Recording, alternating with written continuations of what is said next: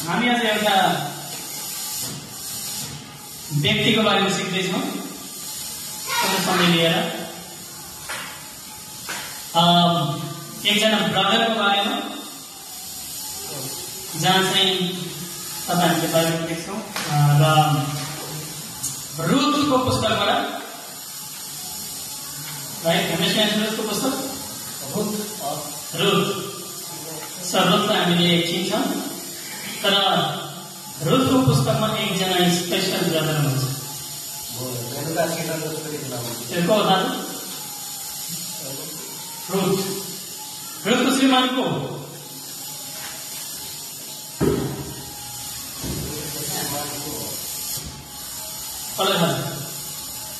जो चाहिँ दाउदको हजुरबुवा हुन्, राजा दाउदको हजुरबुवा। ओके,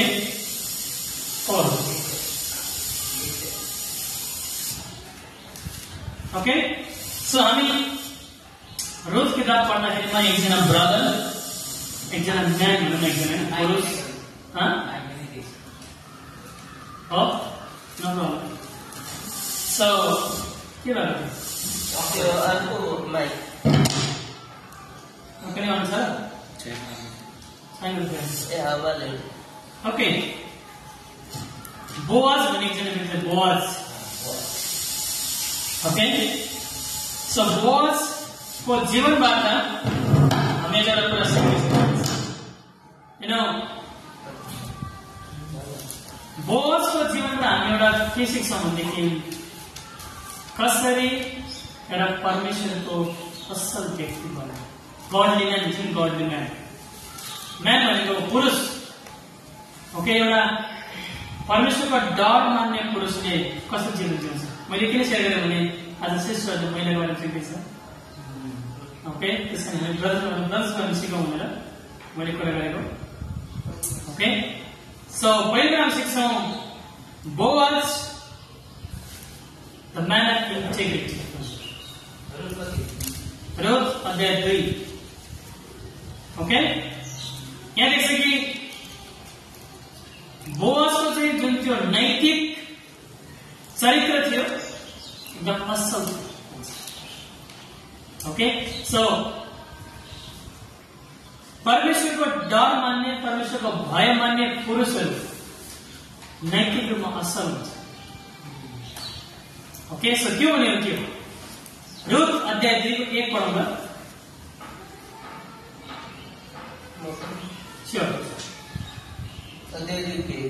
हजुर। नाओमी का पति तर्फ का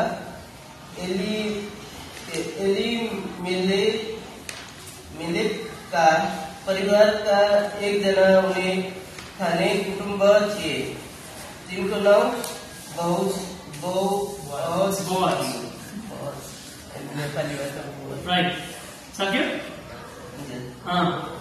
अर्को भनेको वचन 4 देखि 9।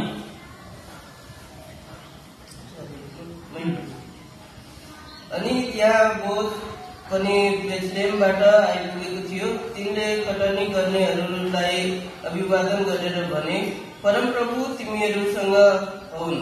अनि तिनीहरूले जवाब दिए, परमप्रभुले तपाईलाई आशीष दिउन्। तब तिनले कटनी गर्नेहरूमाथि खटाइएको नोकरलाई सोधे, यो युवती कसकी हो? नोकरले जवाब दियो, भर्खरै मोआब देशबाट नाओमीसँग आएकी मोआबी ठिकी हो। त्यसले मलाई कटनी गर्नेहरूका पछि पिताहरूका बीचमा सिला बाला जम्मा गर्न पाऊँ भनेर विन्ती गरे। त्यो आएर बिहान सबेरैदेखि अहिलेसम्म छोटो समयको विश्राम बाहेक काममा व्यस्त थिए। तब बोअजले रुथलाई भने, ए मेरी छोरी, सुन त, अरू खेतमा गएर सिला बाला नखोज, टाढा पनि नजाऊ, तर मेरा ठिटीहरूसँग यतै खोज। मानिसहरूले फसल काटेको ठाउँमा हेर र सिला बाला बटुल्नेहरूका पछि लाग। तिमीलाई नसुनु भनी मैले यी मानिसहरूलाई आज्ञा दिएको छु। तिमीलाई तिर्खा लाग्यो भने गएर मानिसहरूले भरिराखेको गाग्राहरूको पानी खाऊ। राइट। सो एउटा कुरा यहाँ बोअजको परिचय दिएको छ वचन 1 मा। बोअज को थियो भन्छ एकदम धनी मानिस। ओके, त्यो बेलामा चाहिँ उसको धेरै जग्गा जमिन थियो, त्यसकारणले भन्छ उसले आराम खेतहरू लगाएको छ। ओके, यहाँ चाहिँ गहुँ फसल गर्ने समय छ, गहुँ किन्ने समय छ। अनि भन्छ कि त्यो बेलामा चाहिँ जोसँग धेरै धन सम्पत्ति थियो त्यो मान्छे धेरै उच्च हुन्थ्यो, मतलब सबैले सम्मान गर्छ। राइट। सो अब त्यस्तो व्यक्तिहरू हामी देख्छौँ कि त्यस्तो व्यक्तिले आफ्नो कामदारसँग कस्तो व्यवहार गर्दैछ त्यो पनि हामी हेरौँ। राइट। उसले त्यो जुन खालले त्यो कामदारसँग व्यवहार गरिरहेको छ अमेजिङ। किनभने कुनै पनि मालिकले कामदारसँग व्यवहार गर्दैन। राइट। हामीलाई गर्छ ओके, कसैको काम गर्न हामीलाई हेर्छ, हामीलाई चेप्न खोज्छ, हामीलाई धेरै गाली गर्छ, हामीलाई कम्प्लेन गर्छ। राइट। तर हेऱ्यो भने यो मान्छे अमेजिङ थियो, अमेजिङ। त्यति मात्र होइन, उसले रुथलाई कसरी व्यवहार गर्छ। यद्यपि त्यो कुरा केही पनि थाहा थिएन कि ओके पछि गएर रुथसँग बिहे गर्छ, त्यो थाहा थिएन। तर एउटा अमेजिङ कुरा के छ भनेदेखि जुन तरिकाले पवित्र तरिकाले व्यवहार गर्छ नि रुथलाई, वाह। एउटा दोस्रो कुरा भनेको उसले त्यो चाहिँ परदेशी हो, विदेशी मान्छे हो भनेर व्यवहार गर्दैन। तर उसले के गर्छ, त्यो स्त्रीलाई बचाउने कोसिस गर्छ। राइट। उसले त्यहाँका आफ्नो कामदार मान्छेलाई के भन्छ, त्यो स्त्रीलाई नछोड्नु। राइट। किनकि जहाँ पनि जवान केटी भइसक्यो केटाहरू त फेरि सुरु भइहाल्छ। राइट। अनि डेफिनेटली त्यो बेला पनि थियो होला संसारमा मान्छे कसरी व्यवहार गर्छ। तर अमेजिङ त्यो मान्छेले चाहिँ रुथलाई बचाउने कोसिस गरेको छ। राइट। र भन्छ कि अरू मान्छेलाई पनि भन्छ कि उसलाई नछुनु। अनि अरू मान्छेले सिकाएको छ कि रुथलाई रेस्पेक्ट गर्नु। र रुथलाई के पनि भन्छ कि तिमीलाई तिर्खा लाग्यो भने पानी छ, गएर पानी पनि खानु। इभन तपाईहरुले पढ्दै जानु भयो भने यो पनि देख्छौँ कि पछि खाजा खाने बेलामा के गर्छ, खाजा खान पनि बोलाउँछ। राइट। सो खाजा पनि दिन्छ। अमेजिङ। सो त्यो मान्छे नैतिक चरित्र थियो, त्यो एकदम उच्च थियो। Brothers, right. अब यहाँ पनि के सिक्छौँ भने हाम्रो चरित्र कहाँबाट देखिन्छ भने हामी कसरी अरूलाई व्यवहार गर्छौँ, हामी अरूसँग कसरी बोल्छौँ। त्यो इम्पोर्टेन्ट कुरा। किनकि हामीलाई कसैले हेरेन भने पनि हामी को भन्ने कुरा कहाँबाट देखिन्छ, हाम्रो चरित्र देखिन्छ। जब हामी कोही मान्छेले भेट्छौँ हामी कस्तो व्यवहार गर्छौँ, हामी कसरी बोल्छौँ, त्यो सबभन्दा इम्पोर्टेन्ट कुरा गर्दछ। ओके।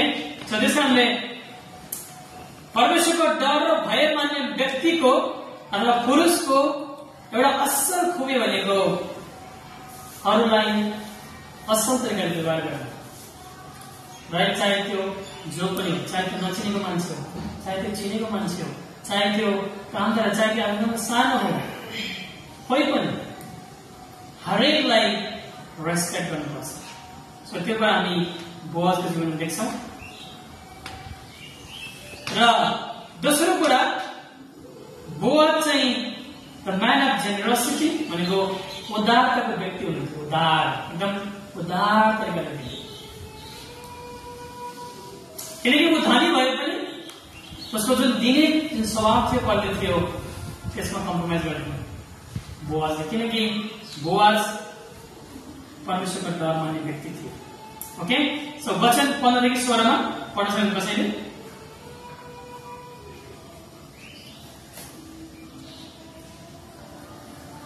2:15 देखि 16 रुथ अध्याय 2 को 15-16 कसैले पढ्न सक्नुहुन्छ? पाउनुभयो नेपाली? ल पढ्नु।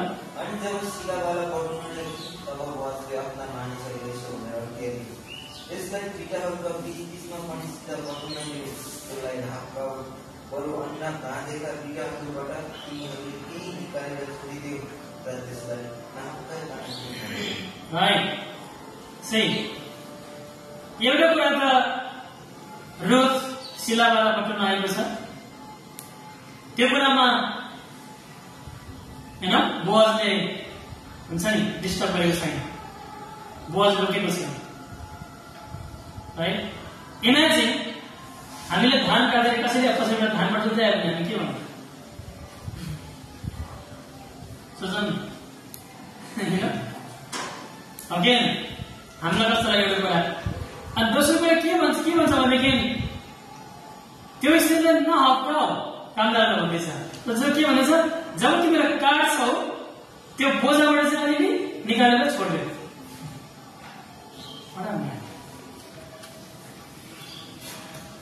राइट, किनकि एकदम उदार व्यक्ति हुनुहुन्थ्यो बोआज, दिने, अरूलाई सहयोग गर्ने, अरूलाई फिल गर्ने,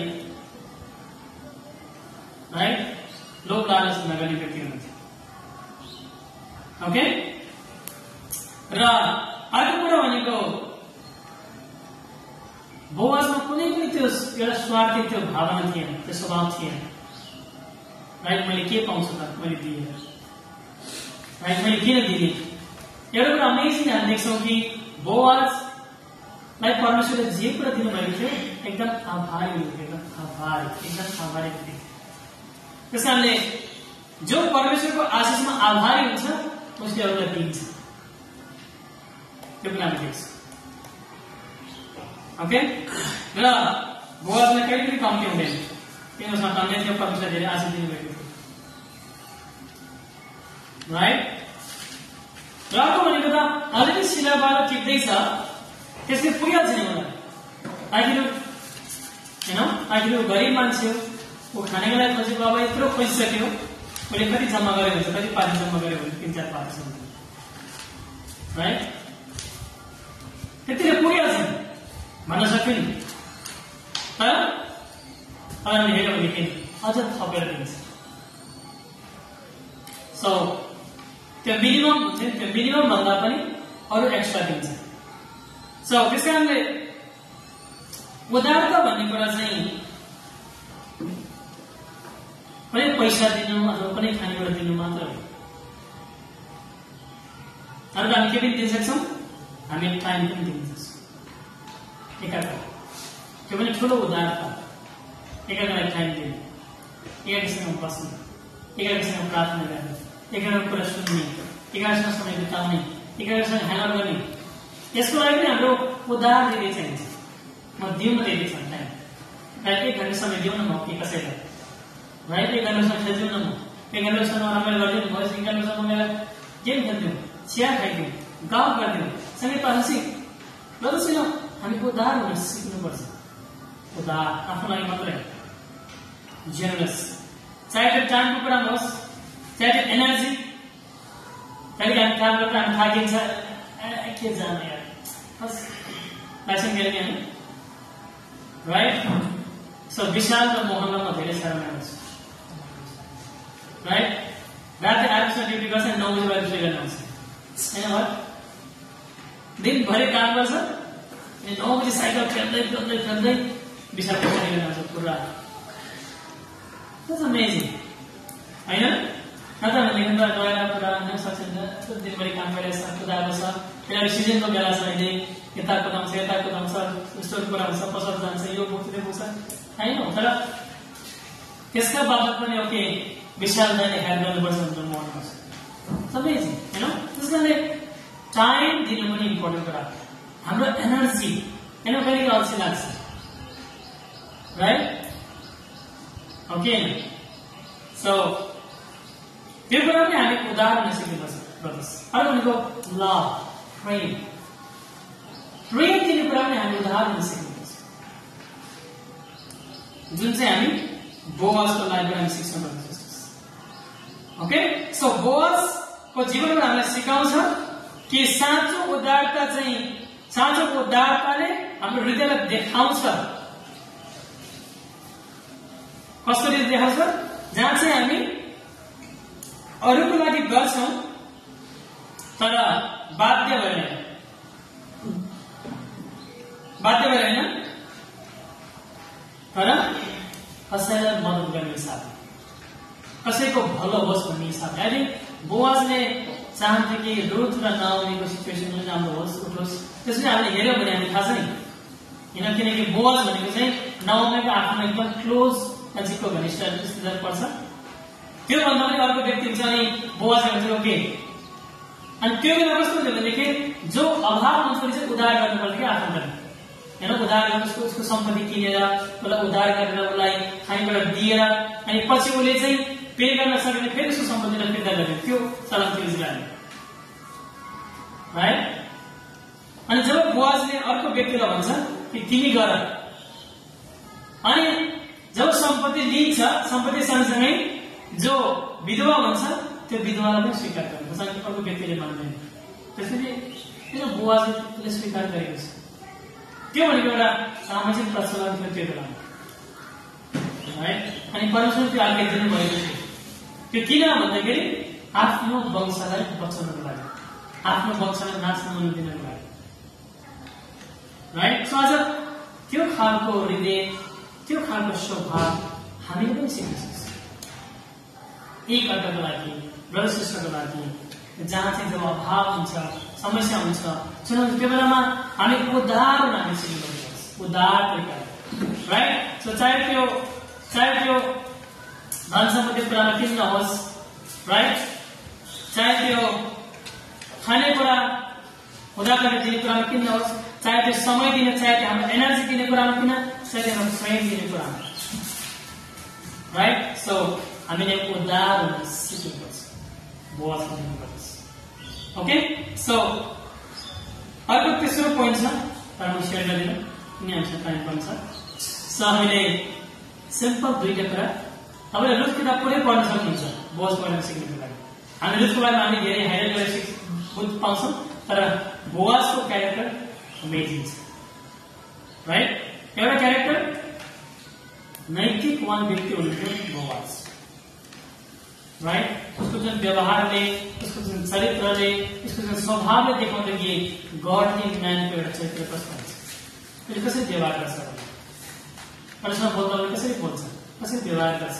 किनभने सानो काम गर्दा रेस्पेक्ट गरेर बोल्छ अनि जबले काम गरेर रेस्पेक्ट गर्छ कामलाई पनि रेस्पेक्ट गर्छ वाउ त्यस्तो खालको मालिकता आउँछ राइट र दोस्रो कुरा उदारता आवश्यक छ हामी उदार हुन सिक्नु लाग्छ Amen?